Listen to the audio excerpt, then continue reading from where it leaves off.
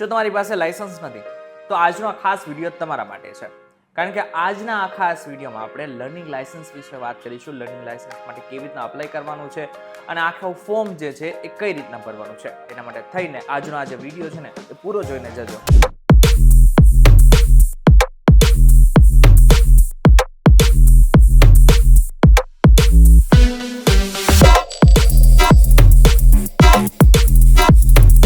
નમસ્કાર, welcome back folks VTV Digital ઉપર તમે જોઈ રહ્યા છો ડેલી ડોઝ અને હું છું આપનો દોસ્ત કરણ ચડોતરા.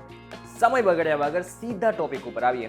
સૌથી પહેલા તો તમારે ઓનલાઈન આ બધી આખી પ્રોસેસ કરવાની છે. એના માટે શું કરવાનું છે? તમારે ગૂગલમાં જવાનું છે અને તમારે સર્ચ કરવાનું છે પરિવહન.gov.in.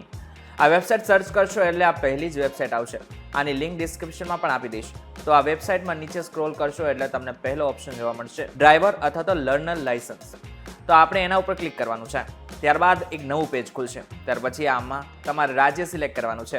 અહીંથી આપણે ગુજરાત રાજ્યને સિલેક્ટ કરવાનું છે. ત્યારબાદ તમારી સામે એક પેજ આવી જશે, એને તમે સ્કીપ પણ કરી શકો છો.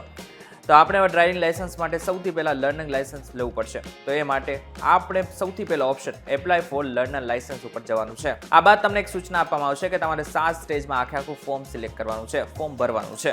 તો આમાં આપણે કન્ટિન્યુ બટન ઉપર ક્લિક કરીશું. ત્યારબાદ સ્ટેપ નંબર 1 ખુલી જશે. આમાં તમને 3 ઓપ્શન જોવા મળશે. પહેલો ઓપ્શન એવું કહેવા માંગે છે કે ભારતમાં અત્યાર સુધીમાં મેં ડ્રાઇવિંગ લાયસન્સ કાઢેલું નથી. જ્યારે બીજો ઓપ્શન એ છે કે ડ્રાઇવિંગ લાયસન્સ છે પણ ખોવાઈ ગયેલું છે. તો આપણે સૌથી પહેલો ઓપ્શન એને સિલેક્ટ કરી લઈશું. ત્યારબાદ અહીંયા સિલેક્ટ કરવાનું છે આપણે ક્યાં સેન્ટર ઉપર પરીક્ષા દેવા જવું છે. તો અહીંથી તમારે આરટીઓ ઓફિસનું નામ સિલેક્ટ કરવાનું છે. ત્યારબાદ સબમિટ બટન ઉપર ક્લિક કરવાનું છે. એટલે તમે જે આરટીઓ ઓફિસ સિલેક્ટ કરી હશે તેના પરીક્ષા સેન્ટર આવી જશે. એમાંથી ગમે તે તમે સિલેક્ટ કરી શકો છો. આ બાદ તમારે સબમિટ બટન ઉપર ક્લિક કરવાનું છે. ત્યારબાદ આ સ્ટેપમાં તમારે અહીંયા મોબાઈલ નંબર નાખવાનો અને જનરેટ ઓટીપી ઉપર બટન ક્લિક કરવાનું છે. ત્યારબાદ એ નંબર ઉપર ઓટીપી આવી જાય છે. એ ઓટીપી અહીંયા નાખવાનો છે. ત્યારબાદ આ પહેલા બટન ઉપર ક્લિક કરવાનું છે. તો ક્લિક કર્યા પછી નવું એક ફોર્મ ખુલી જશે. આમાં તમારે આરટીઓ ઓફિસ સિલેક્ટ કરવાનું છે, જે આપણે અગાઉ સિલેક્ટ કર્યું હતું. ત્યાર પછી અહીંયા તમારે પર્સનલ વિગતો આપવાની છે. જેમ કે અહીંયા પહેલા નામ લખવાનું, મિડલ નેમમાં પપ્પાનું નામ લખવાનું, લાસ્ટ નેમમાં અટક લખવાની. મિડલ નેમમાં 6 થી વધારે અક્ષર નહીં લખાય. એટલે જો અંગ્રેજીમાં 6 થી વધારે આંકડા હોય તો તમારે માત્ર ને માત્ર પહેલો અક્ષર લખી નાખવાનો છે. હવે ફોર એક્ઝામ્પલ મારું નામ છે કરણ ચડોતરા પ્રવીણભાઈ. હવે મારે શું કરવાનું છે? જે ફર્સ્ટ નેમ છે ને એમાં લખવાનું છે કરણ. હવે જે મિડલ નેમ છે એમાં 6 અક્ષર કરતાં વધારે થાય છે. એટલે માટે થઈને હું માત્ર પી લખીશ અને છેલ્લે ચડોતરા લખી નાખીશ. ત્યારબાદ રિલેશનમાં તમારે સિલેક્ટ કરવાનું છે ફાધર, મધર, હસબન્ડ. મોટે ભાગે ફાધર જ હશે. જો કોઈ સ્ત્રીના લગ્ન થઈ ગયા હોય તો હસબન્ડ સિલેક્ટ કરી શકે છે. તો હું અહીંયા ફાધર સિલેક્ટ કરું છું. ત્યારબાદ અહીંયા ફાધરની વિગતો લખી નાખવાની છે. ત્યાર પછી જેન્ડર સિલેક્ટ કરી નાખવાની છે, મેલ, ફિમેલ. ત્યારબાદ પ્લેસ ઓફ બર્થ એટલે કે તમારું જન્મ સ્થળ કયું છે. જો કે ના લખો તો પણ ચાલશે, કેમ કે એ ફરજિયાત નથી. ત્યારબાદ ક્વોલિફિકેશન એટલે કે તમે કેટલું ભણેલા છો. તો જેટલું ભણેલા હોય 8 પાસ, 8 થી નીચે હોય, જે પણ કંઈ લાગુ પડતું હોય એને સિલેક્ટ કરી નાખવાનું છે. ત્યારબાદ મોબાઈલ નંબર એ લખેલો જશે જે આપણે અગાઉ આપેલો હતો. ત્યારબાદ અહીંયા તમારે જન્મ તારીખ નાખવાની. જન્મ તારીખ નાખશો એટલે ઓટોમેટિક ઉંમર પણ આવી જશે. ત્યારબાદ બ્લડ ગ્રુપ જો તમને ખબર હોય તો સિલેક્ટ કરી શકો છો.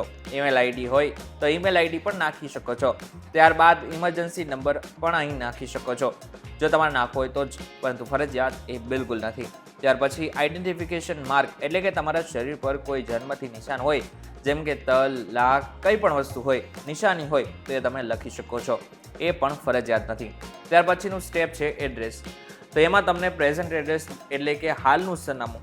તો તમારે જે પણ કંઈ સરનામું હોય એને સિલેક્ટ કરી નાખવાનું છે. જો તમે ગામડેથી હોય તો વિલેજ સિલેક્ટ કરો. જો તમે સિટીમાં રહેતા હોય તો ટાઉન સિલેક્ટ કરો. અને જો તમારું હાલનું સરનામું અને કાયમી સરનામું બંને એક જ હોય તો તમારે અહીંયા ટીક માર્ક કરી લેવાનો છે. એટલે બધી જ વિગતો અહીંયા ભરાઈ જશે. ત્યાર પછી આગળનો સ્ટેપ છે સિલેક્ટ ક્લાસ ફોર વ્હીકલ્સ. એટલે કે તમારે કયા પ્રકારના વાહન માટે લાયસન્સ લેવાનું છે. તો એમાં તમે આ બોક્સમાં વાહનોનો પ્રકાર દેખાય છે, જેમાં પહેલો ઓપ્શન મોટરસાયકલ વિધાઉટ ગિયર એટલે કે ગિયર વગરના મોટરસાયકલ્સ, જેમ કે સ્કૂટી. જો સ્કૂટી ચલાવવા માટે લાયસન્સ કઢાવવું હોય તો એ પહેલા ઓપ્શનમાં ક્લિક કરવાનું અને બાજુમાં એક તીર આપેલો હશે એના ઉપર ક્લિક કરી નાખવાનું. એટલે તમે જે સિલેક્ટ કર્યું હશે એ આ બોક્સમાં આવી જશે. અને જો તમારે 2 વ્હીલ્સ માટે, જે સામાન્ય 2 વ્હીલ્સ હોય છે એના માટે લાયસન્સ કઢાવવું હોય તો એના માટે મોટરસાયકલ વિથ ગિયર એટલે કે જેટલા પણ ગિયરવાળા મોટરસાયકલ હોય છે એના માટે ઓપ્શન સિલેક્ટ કરવાનો છે. અને જો તમારે 4 વ્હીલ માટે લાયસન્સ કઢાવવાનું હોય, જેમ કે કાર, તો એના માટે થઈને લાઇટ મોટર વ્હીકલ ઓપ્શન ઉપર સિલેક્ટ કરી નાખવાનું છે. ત્યાર પછી જો તમે ડ્રાઇવિંગ સ્કૂલમાં ગયા હોય તો અહીંયા ટીક માર્ક કરી લેવાનું છે. જો ના ગયા હોય તો ટીક માર્ક નથી કરવાનું. ત્યાર પછીનું સ્ટેપ છે ડિક્લેરેશન ફોર્મ. અહીંયા તમે જોઈ શકો છો કે પીળા રંગનું બટન છે એના પર ક્લિક કરવાનું છે એટલે ફોર્મ ખુલશે, સેલ્ફ ડિક્લેરેશન ફોર્મ. આ ફોર્મમાં યસ અને નો સિલેક્ટ કરવાનું છે. જે રીતે હું આ વિડીયોમાં સિલેક્ટ કરું છું એ રીતે તમારે પણ સિલેક્ટ કરવાનું છે. તો એમાં નો સિલેક્ટ કરવાનું છે અને બાદમાં જેવી રીતના તમને દેખાઈ રહ્યું છે એ રીતે તમે સિલેક્ટ કરી શકો છો. ત્યાર પછી આવું એક પોપઅપ ખુલશે જેમાં ઓકે બટન દબાવી નાખવાનું છે. ત્યાર પછી આવું લખેલું આવશે સક્સેસફુલી. આમાં તમારે બેક બટન ઉપર ક્લિક કરવાનું છે. ત્યાર પછી એક પ્રશ્ન પૂછવામાં આવશે કે જો તમારું એક્સિડન્ટ થાય અને એમાં મૃત્યુ થાય તો શું તમે અંગદાન કરવા માંગો છો? જો તમારે કરવું હોય તો તમે યસ અથવા તો નો પણ સિલેક્ટ કરી શકો છો. ત્યારબાદ સબમિટ બટન ઉપર ક્લિક કરવાનું છે. ત્યાર પછી આવી એક સૂચના આવશે જેમાં તમારે ઓકે બટન ઉપર ક્લિક કરવાનું છે. ત્યાર પછી આવું એક નવું પેજ ખુલી જશે. આમાં પણ તમારે ઓકે બટન ઉપર જ ક્લિક કરવાનું છે. અને હવે તમે જે ફોર્મ ભર્યું છે એની તમને સ્લિપ દેખાતી હશે. આમાં એપ્લિકેશન નંબર પણ મળી જશે. એ એપ્લિકેશન નંબરને સાચી લેવાનો હોય છે, કોઈ જગ્યાએ લખી લેવાનો હોય છે. આપણે કોપી કરીને નેક્સ્ટ ઉપર ક્લિક કરવાનું છે. ત્યારબાદ ફરી એકવાર નવું પેજ ખુલી જશે અને જેમાં તમારે એપ્લિકેશન નંબર નાખવાનો છે અને જન્મ તારીખ નાખવાની છે. ઘણી બધી વખત એ ઓટોમેટિક પણ આવી જતું હોય છે. ત્યારબાદ બાજુમાં આવેલો કેપ્ચા કોડ અહીં ભરવાનો છે અને ત્યાર પછી સબમિટ બટન ઉપર ક્લિક કરવાનું છે. ત્યારબાદ તમારી સામે એક નવું પેજ ખુલી જશે. તો અહીં તમે જોઈ શકો છો કે સ્ટેપ નંબર 1 આપણું કમ્પ્લીટ થઈ ગયું છે. હવે આપણે સ્ટેપ નંબર 2 ને સિલેક્ટ કરવાનું છે, જેમાં ડોક્યુમેન્ટ અપલોડ કરવાનું છે. આપણે સિલેક્ટ કરીને પ્રોસેસ બટન ઉપર ક્લિક કરીશું. આપણે જે અત્યારે ફોર્મ ભર્યું એની અમુક વિગતો આવશે. આમાં તમારે ઓકે બટન ઉપર ક્લિક કરવાનું છે. તો તમે જોઈ શકો છો કે આમાં તમારે ડોક્યુમેન્ટ સિલેક્ટ કરવાનું છે. તો એ તમારે અહીંયા ક્લિક કરવાનું છે, જેમાં તમારે પહેલો ઓપ્શન એજ પ્રૂફ સિલેક્ટ કરવાનું છે, એટલે કે ઉંમરનો પુરાવો. ત્યાર પછી ઉંમરના પુરાવા માટે કયું ડોક્યુમેન્ટ આપવાનું એ અહીંથી સિલેક્ટ કરવાનું છે. તો તમે જોઈ શકો છો કે ઘણા બધા ઓપ્શન છે, જેમાં દાખલો, ઇન્ડિયન પાસપોર્ટ, ચૂંટણી કાર્ડ વગેરે વગેરે. આ સિલેક્ટ કર્યા બાદ યુઝ ફાઇલમાં તમારો આ પ્રમાણપત્રનો ફોટો અપલોડ કરવાનો છે અને આ બાદ ડોક્યુમેન્ટની સાઇઝ જે છે એ 500 KB કરતાં ઓછી હોવી જોઈએ. તો આપણે આ ફોટો અપલોડ થઈ ગયો છે અને અહીંથી તમે વ્યૂ પણ જોઈ શકો છો અથવા તો કન્ફર્મ બટન ઉપર ક્લિક કરવાનું છે. તો તમે જોઈ શકો છો કે ઉંમરના પુરાવાનું ડોક્યુમેન્ટ આપણે સેવ થઈ ગયું છે. ત્યાર પછી અહીંથી બીજો ઓપ્શન સિલેક્ટ કરવાનું છે, એડ્રેસ પ્રૂફ. આ બધું જ સેમ ટુ સેમ જેવી રીતના આપણે એજ પ્રૂફ સિલેક્ટ કર્યું હતું એ જ રીતના આખું બધું જ સિલેક્ટ કરવાનું છે. આ બંને થયા બાદ નેક્સ્ટના બટન ઉપર ક્લિક કરી નાખવાનું છે. સ્ટેપ નંબર 2 પૂરા થઈ ગયા છે. હવે સ્ટેપ નંબર 3 સિલેક્ટ કરવાનું છે, એટલે કે પ્રોસીડ. પ્રોસીડના બટન ઉપર ક્લિક કરવાનું છે. આમાં તમારે તમારો પાસપોર્ટ સાઇઝનો ફોટો અને તમારી સહીનો ફોટો અપલોડ કરવાનો છે. ફોટોને સહી અપલોડ કરવા માટે બ્રાઉઝ બટન ઉપર ક્લિક કરવાનું છે. ત્યાર પછી અપલોડ એન્ડ વ્યૂ બટન ઉપર ક્લિક કરવાનું છે. ત્યાર પછી તમે જોઈ શકો છો કે આ બંને આપણે અપલોડ થઈ ગયા છે. ત્યાર પછી નીચે સ્ક્રોલ કરીને સેવ ફોટો એન્ડ સિગ્નેચર બટન ઉપર ક્લિક કરવાનું છે અને પોપઅપમાં તમારે ઓકે બટન ઉપર ક્લિક કરવાનું છે. ત્યારબાદ નેક્સ્ટના બટન ઉપર ક્લિક કરવાનું છે. ત્યાર પછી ફરી એકવાર એપ્લિકેશનના સ્ટેટસમાં પેજ આવી જશે. અહીંયા તમારે કેપ્ચા કોડ ભરી દેવાનો છે અને સબમિટ બટન ઉપર ક્લિક કરવાનું છે.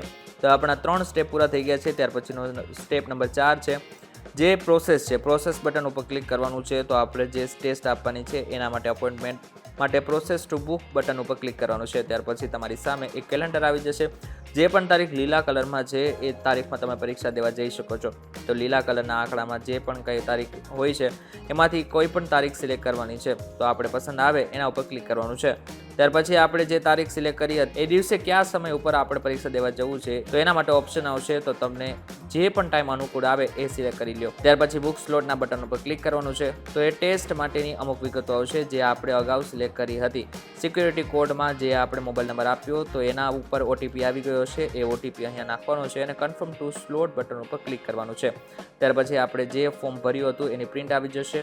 પ્રિન્ટ બટન ઉપર ક્લિક કરવાનું છે અને એટલે આ ફોર્મની PDF ડાઉનલોડ થઈ જશે. ત્યારબાદ નેક્સ્ટના બટન ઉપર ક્લિક કરવાનું છે. ત્યારબાદ ફરી એકવાર એપ્લિકેશનના સ્ટેટસમાં આવી જશું. તો એમાં કેપ્ચા કોડ ભરીને સબમિટ બટન ઉપર ક્લિક કરવાનું છે. તો આમાં તમે જોઈ શકો છો કે આપણે 4 સ્ટેપ પૂરા થઈ ગયા છે. હવે છેલ્લો સ્ટેપ છે ફી પેમેન્ટ. તો આપણે સિલેક્ટ કરીને પ્રોસેસ બટન ઉપર ક્લિક કરવાનું છે. તો તમે જોઈ શકો છો કે પેમેન્ટની વિગતો આવી ગઈ છે. આપણે લાઇટ મોટર વ્હીલ્સ જેની ટોટલ ફી 900 રૂપિયા છે. તો આમાં તમારે સિલેક્ટ કરવાનું છે SBI. ત્યારબાદ કેપ્ચા કોડ અહીંયા ભરવાનો છે અને પે નાવના બટન ઉપર ક્લિક કરવાનું છે. ત્યાર પછી એક સૂચના આવશે ટર્મ્સ એન્ડ કન્ડિશન. તો તમારે અહીં ટીક માર્ક કરીને પ્રોસેસ ફોર પેમેન્ટ બટન ઉપર ક્લિક કરવાનું છે. પેમેન્ટ માટે તમે કોઈ પણ ઓપ્શન સિલેક્ટ કરી શકો છો. ફોન પે, ગૂગલ પે, પેટીએમનો પણ ઉપયોગ કરી શકો છો અને આની સાથે સાથે UPI IDનો પણ ઉપયોગ કરી શકો છો. આ બાદ પ્રિન્ટના ઓપ્શનમાં જઈને તમે ડાયરેક્ટ આને પ્રિન્ટ પણ કાઢી શકો છો. ઇન્શોર્ટ જો જોવા જાય તો લર્નિંગ લાયસન્સ માટેની જેટલી આખી પ્રોસેસ હતી ને મેં તમને જણાવી દીધી છે અને જે તારીખે તમારો વારો હોય એ તારીખે અને એ જ સમયે તમે જઈ શકો છો. આ ફોર્મ લઈને પણ જવાનું છે ને જેટલા પણ ડોક્યુમેન્ટ તમે ઓલરેડી અપલોડ કર્યા છે એ પણ સાથે નકલ લઈને જવાની છે. હવે તમારે શું કરવાનું છે? હવે તમારે એવા લોકો સાથે આ વિડીયો શેર કરી નાખવાનો છે કે જે લોકોને આગળના સમયમાં લર્નિંગ લાયસન્સ કાઢવાનું છે. વિડીયો પસંદ આવે તો વિડીયોને લાઈક અને શેર જરૂરથી કરજો. તમારો વિચારો શું છે એમને જરા કોમેન્ટ કરીને ચોક્કસ કહેજો.